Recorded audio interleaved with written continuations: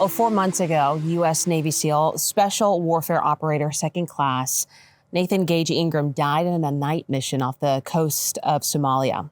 For the first time, his father, Chet Ingram, is sharing his emotions over losing his son and shares what memories remain.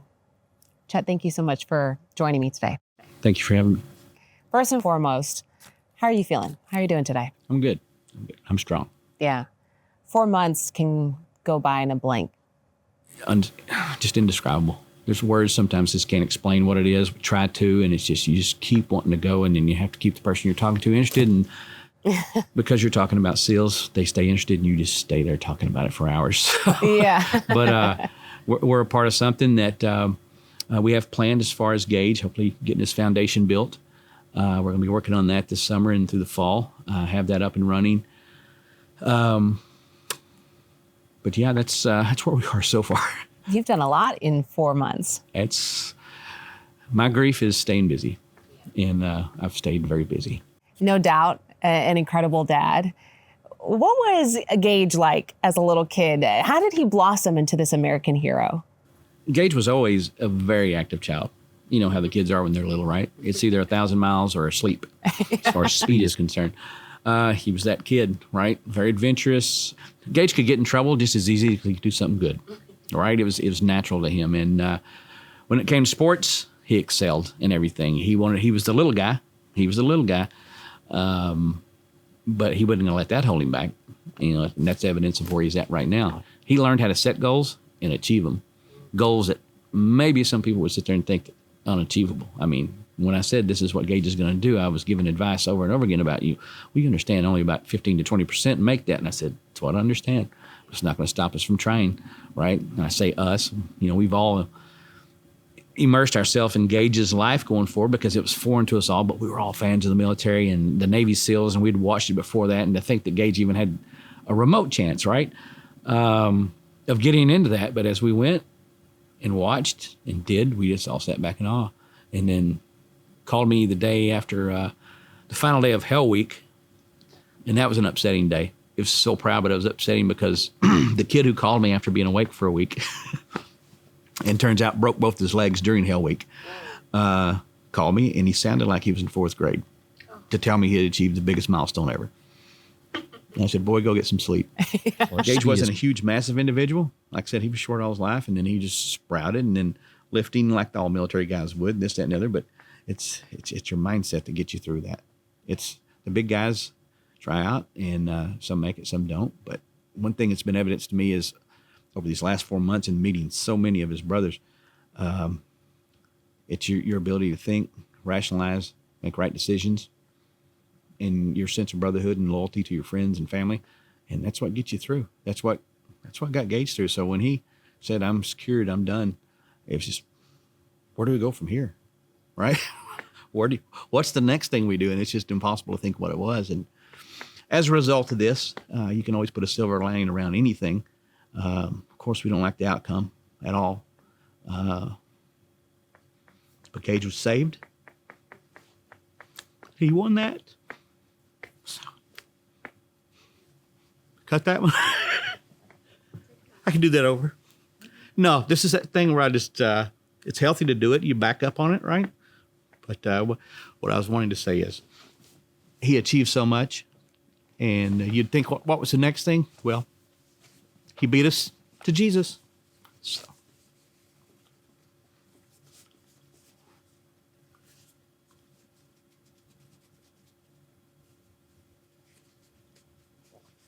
But that's a race we're still running. We're all competitors, so we'll get there.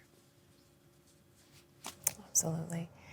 No doubt he had incredible tenacity and dedication and character and an incredible life. He got to do a lot of amazing things and had great family support behind him. He did. Tell us how that day was for you when you got the news. What were you told? Something you always have to picture in your head. If you're going to be tough, you always got to know what's ahead of you or what could possibly be ahead of you, and you picture it, and you may not want to think about it. But, you know, it's like any TV show you'd watch where they come up and knock on your door. Walking down the hallway, and there's 5 gentlemen there very big gentleman. And they didn't send an officer. Navy SEALs came to my door, right? This wasn't protocol like I don't think any other branch. It was, I would expect somebody knock on the door with a chaplain, right? There were 5 individuals there all bearing the Navy SEAL trident. And walking down the hall, I stopped, didn't approach them, took my hat off, started to walk away because I knew what this would be. And again, you have to picture the tough stuff down the road to prepare for it, but you never think it's going to happen to you, right? So when they came in, it was, at that point in time, it was, they were lost at sea. They were just lost at sea. And still wasn't that worried. You know what? Gage had just achieved so many things, unbelievable things, and you think, where did he get it? That this is not going to be an issue. You're telling me 2 Navy SEALs are in the water? It's where they thrive. This is what those boys do, right? How they deal with it is what they're trained for, and they move on. And I don't know why. God was on my side, maybe. Maybe he was tapping me on the shoulder and helped me out a little bit, but I really wasn't that concerned because it's just going to be an issue. They're lost at sea. They're Navy SEALs. They have everything they need to get this thing done. I mean, they take so much care and training, and they just constantly train. Equipment-wise, I would have no doubt that everything they needed to survive that was there, regardless. And the fact that they're Navy SEALs, there's a little bit of crazy in each one of them. So that they would be just crazy enough to survive this and have a grand story to tell, right? I really wasn't concerned. The search went on for 10 days. And it was tough. I mean, at that point in time, it was, okay, where's my daughter? You know, let's make sure that's done. Where's Jewel? Does Jewel know? How do I get my arms wrapped around everything and everybody? Right now, let's get some peace in the room. We need Dad. I don't get down about things like that. I get energized, right? So if you're here to take care of me, don't waste that time. Waste it on the people who need it. Or don't waste it, but use it on the people who need it. And take care of those folks over there. I'll be okay. Just give me the facts in there and tell me what I need to do next, right? And it's been that way ever since. Hope still exists right now. Hope still exists. No telling what could have happened. In the absence of remains, you don't know what happened. And those are frogmen, right? You never know what could happen. This story could still have another chapter to it. Beyond his legacy. Maybe we won't have to worry about the legacy. Maybe he's sitting, we joked for days and days and days, and I'll joke to this day that, Chambers and Gage were so arrogant about what they do and how badass they were that they're probably sitting drunk in a bar in Djibouti waiting to see who all misses them so much. And we hang on to that as a little bit of hope and as a joke and being lighthearted. But call me crazy, but it still could happen. These were frogmen, man. These were frogmen. And, with the same amount of fascination that I had when Gage achieved the goal of Frogman, I still sit with that thinking he could still get through this, right? So how I felt then is very similar to how I feel right now. There's nights you don't sleep and you get tired and you work on legacy stuff and programs and ceremonies that all involve this and work with the Navy and probate and everything that goes along with a situation like this. And, tired gets to you before emotion. But the thing is there's never a sad, don't feel sorry for yourself. I don't ever feel sorry for myself. If I get upset, I get upset at the pride that I have of how other people look at Gage, who don't even know him. No. But to know that you're part responsible for that little fella, that's that. That's where the tears come from. And those are good tears. And I tell people at the beginning, I'll still tell them now. If you have tears for Gage, don't wipe those away. Those are a gift, right? He gave you those. Don't wipe those off. You're sad. You'll cry. You'll feel bad. A lot of times it's about yourself and how you would feel. But at the end of the day, it's great. You're living. Gage is watching over if you want to look at it that way. But as soon as you're finished crying, if people really pay attention to it, it's also euphoric after it's over with of how good you do feel.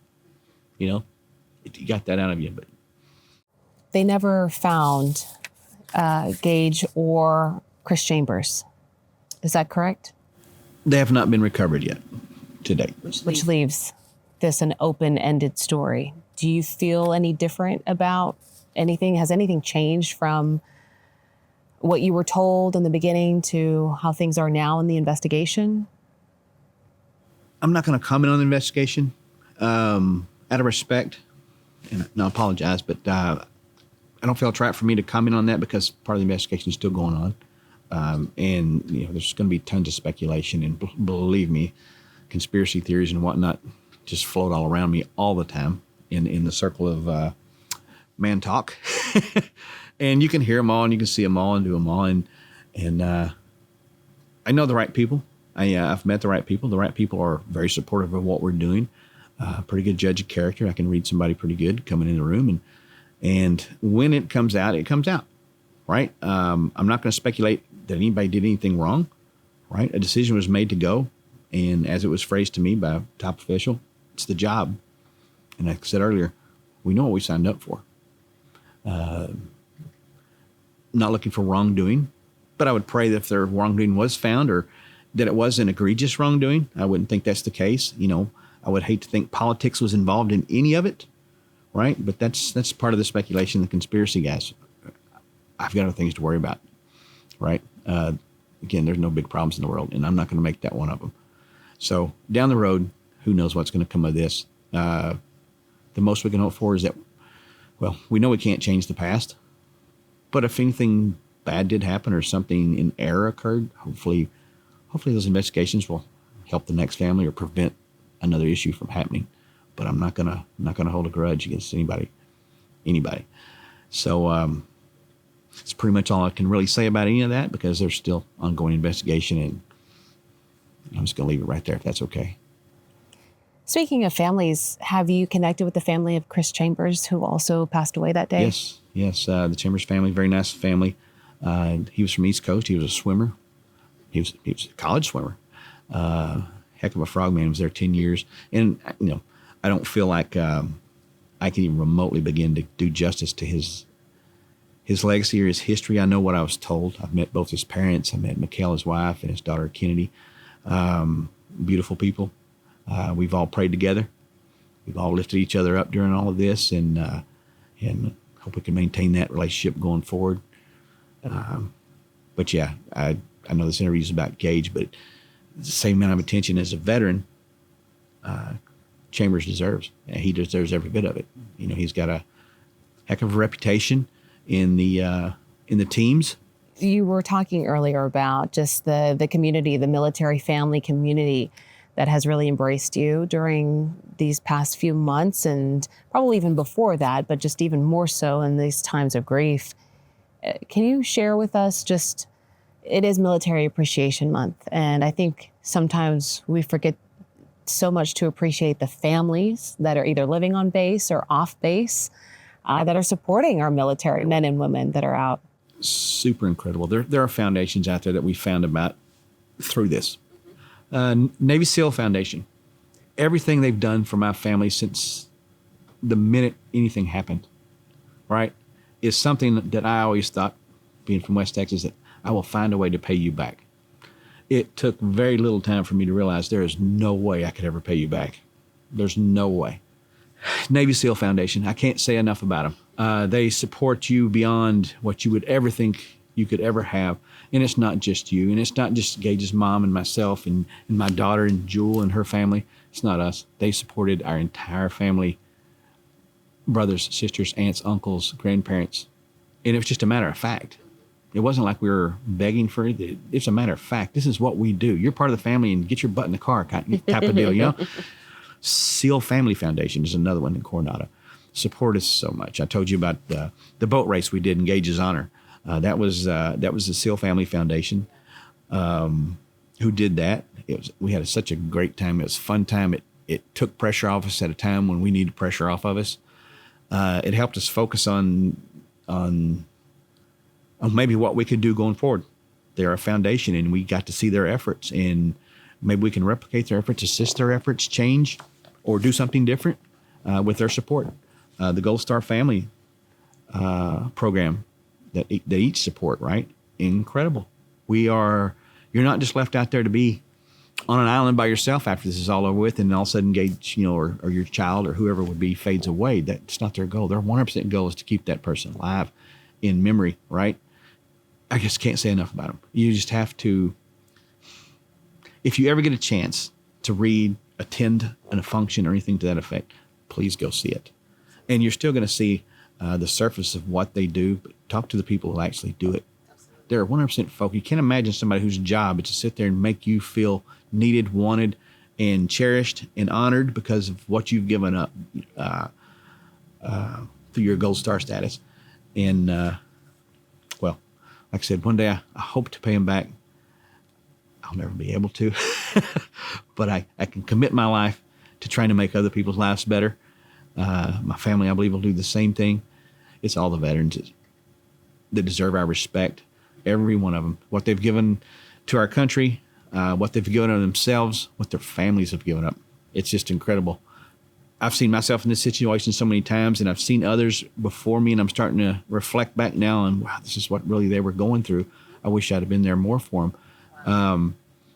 Promoting that thought process maybe could help somebody down the road, right? Being a little more involved and a little more understanding. I know Memorial Day's coming up. That's what it's for, but that's one day. And my Memorial Day's every day. The way I think about the veterans, the way I think about the Navy SEALs, the way I think about that boy. You are already doing an incredible job in continuing Gage's memory. What are some of the things that people out in the public are going to get to know Gage through? So many things. So many ideas have been tossed at me from different angles and aspects and states and peoples and ranks and so many things. I mean, Gage, we lost Gage. Gage was a SEAL, has to be applauded. What he achieved is to be applauded. The fact that Gage died as a hero, if you know anything about the story, it's incredible, and it touches people, and as well it should. That little hero, so a lot of people think about him, and immediately I was contacted by Texas Tech where he graduated. They want to endow a $100,000 scholarship in his name, which is currently in play. It is now endowed. We hope to award that in September to the first recipient. Gage went to school at Byron Nelson High School out in Trophy Club, and we're going to focus on that scholarship going to somebody who represents a lot of Gage's qualities going forward. So that will be a scholarship that exists forever at Texas Tech. As long as they last, that scholarship will be there. Another scholarship that occurred that was a gift is we spent a lot of time out in West Texas, and Turkey, Texas is home of Bob Wills, King of Western Swing. He's one of our favorites. And Gage always wanted to come out there and hang out with the Funkles, all my buddies.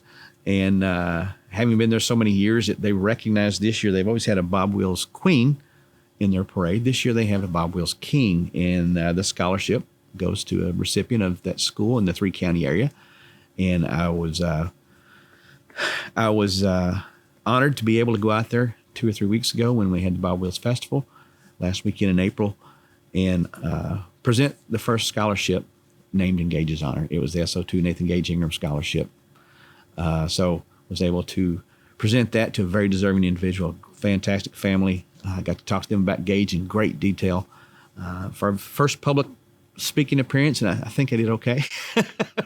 Hopefully I'll get better at this. I don't want to become too desensitized because I don't want to lose the love in what I'm trying to say. Sometimes that shows itself in tears. So if that's how it manifests itself, so be it. But those are some of the things that are going on. We have, like I said, we're wanting to raise funds now. We're trying to raise funds now through different things.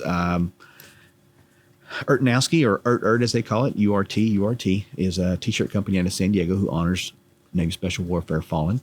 And there's a web page out there that we can provide later on where there is a memorial shirt for Gage out there. There's a memorial ball cap. Stickers are on the way. You buy through that online service, but they're all out in California. So in order to make that more convenient, hopefully we'll be bringing a pop-up store here too, because I want to see those shirts everywhere. I want people remembering Gage.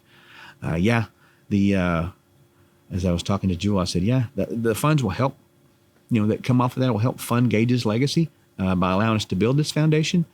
But that's not why I want those shirts here. I want those shirts and those stickers here because I want people to take pride in Gage Ingram and what he's done and who he was, and ask questions. Ask questions every chance you get and tell the story. Tell them about who you are and how you know Gage and how you feel about Gage, right? Because I think if you hear the story and you hear it the right way, the goal through all the ceremonies, the temple we tried to set was help somebody walk away and be a better person. Maybe we want that direction to be up, walk away from here, not static, not saying I just attended an event, but this actually touched me. And the story of Gage makes me want to be a better person. And it's not just say, I want to, it's do it. Just do it. So. You said a couple of times, if you hear the story, but if you hear it the right way, what's the right way? The right way, the passion that's associated with it. There are folks who are enthralled with Navy SEALs no matter who they are, right? No matter what their name, and it's just they're gung-ho about it. If you hear Gage's story, and of course I'm going to be a little biased about this, if you hear Gage's story, you're going to hear about a guy who wasn't a 4.0 student, right? He wasn't a star quarterback. He was the kid who was friends with everybody. Everybody liked him. He didn't judge. He was loving, even though he was tough and he had that demeanor, right? I can show you pictures of his niece putting makeup on him last Christmas in a clown face when it was over with. And he had no problem doing that, right? His love of animals, right? His dog Pong, right? That still out in San Diego. Pong misses his Gage. I know he does. When you walk in the room, he just kind of looks at you and there's a lost part in his face. And even that little fella, that dog, Pong, misses his dad.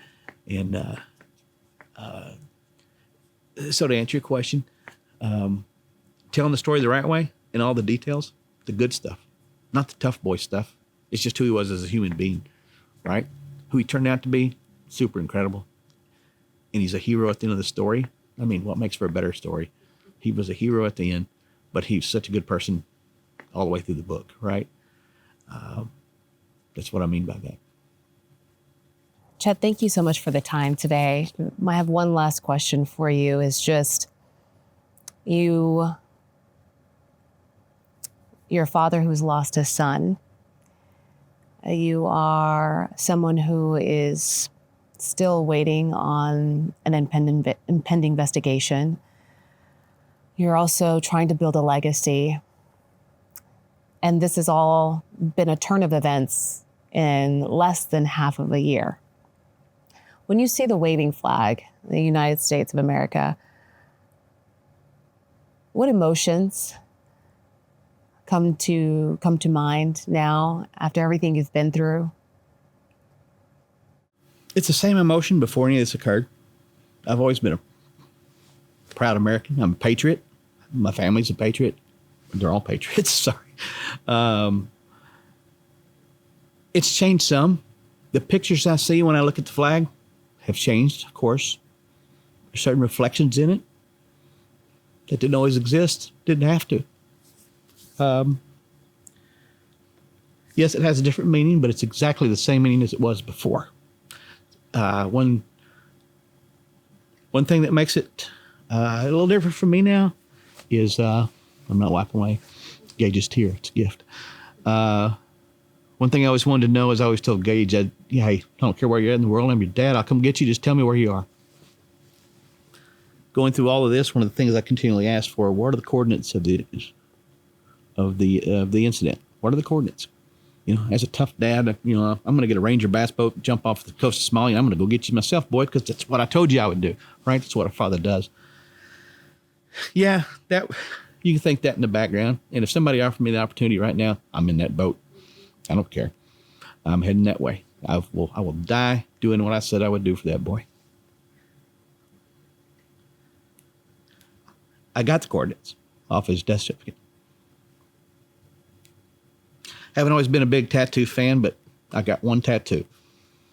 And that tattoo's over my heart. So when I'm looking at the flag and I'm doing this, it's a little bit more to me. That's what's changed. Thank you so much. Thank you. Thank you for sharing. There's so many people who have lost a loved one. Circumstances are always different for each person, but grief is something that unites us all. But I hope that in that grief, you're able to find the joy. I've seen the smiles and the energy and the persistence that you described in your son. I see where he gets it from. That's no a compliment. doubt. It's definitely a compliment. Thank you. No doubt that you will continue his legacy the way that a proud dad should. I wish you all the best. Thank you so much. Appreciate it.